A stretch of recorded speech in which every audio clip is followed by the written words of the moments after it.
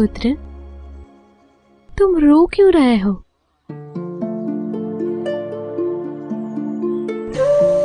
मुझे कई दिनों बाद खाने हेतु कुछ मिला है। मेरी माँ मुझे छोड़कर चली गई। तब से मुझे किसी ने इतना प्यार और दुलार नहीं किया। मैं तो स्नेह का अर्थ भूल चुका हूँ। पिता को तो मैंने कभी नहीं देखा। मेरी माता मुझे छोड़कर चली गई। पुण्य लौटकर नहीं आई। कदाचित तुम्हारे भाग्य में इतना ही मात्र सुख लिखा होगा। इसमें निराश होने की कोई आवश्यकता नहीं पुत्र। सब कहते हैं कि वो मुझे छोड़कर चली गई, किंतु मैं ये सोचता हूँ कि वो लौटकर वापस कब आएंगी।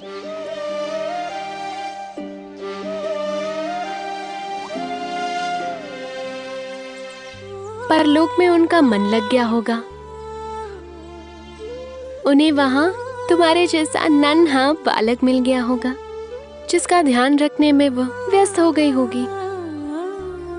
हाँ माता, मुझे भी यही लगता है, किंतु वहां उन्हें कोई समस्या तो नहीं आएगी ना? नहीं पुत्र, वो वहां बहुत ही प्रसन्नता से रह रही होंगी। लो पुत्र,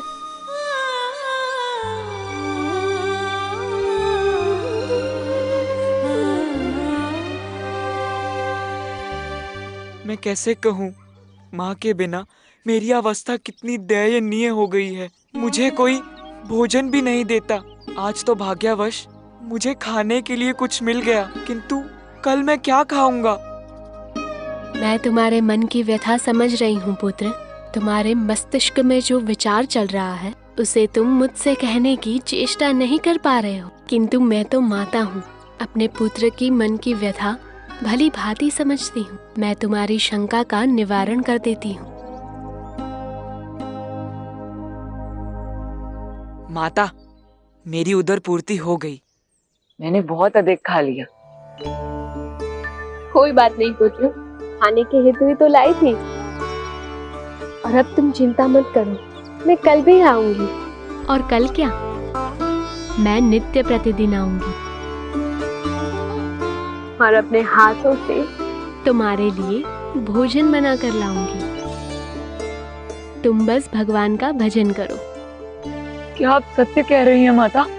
हाँ पुत्र, अब तुम्हें पुत्र जो मान लिया है और माता के समक्ष पुत्र भूखा हो तो माता को तो भोजन लेके आना ही होगा। किंतु माता, लोग मेरी परछाई से भी दूर रहते हैं। उनको लगता है कि अगर उन्होंने मुझे देख लिया तो उनके साथ कुछ अहित होगा। पर मैं तो तुम्हारे समक्ष हूँ और देखो, मुझे तो कुछ नहीं हुआ। आप कितनी दयालु हैं माता। आप मेरे नाम जप के कारण से ही आई है ना? महात्मा जी सत्य कहते थे, महात्मा का नाम जपो तो सारे दुख और कष्ट दूर हो जाते हैं। और अब तो मुझे प्रतिदिन भोजन भी मिलेगा। अब तुम भूखे नहीं रहोगे। तुम्हारी माता तुम्हें वचन देती है, मैं नित्य ही तुम्हें अपने हाथों से भोजन कराऊंगी। इसके बाद ही मेरी क्षुधा शांत होगी। माता, आप तो साक्षात देवी हैं, जो मुझ जैसे अशुभ बालक को भोजन कराया। नहीं पुत्र, तुम तो पवित्र और निष्पाप हो। पुत्र, अब मेरे प्रस्थान का समय है। मेरे पुत्र मेरी राह देख रहे होंगे। ठीक है माता। प्रणाम। सदैव प्रसन्न रहो।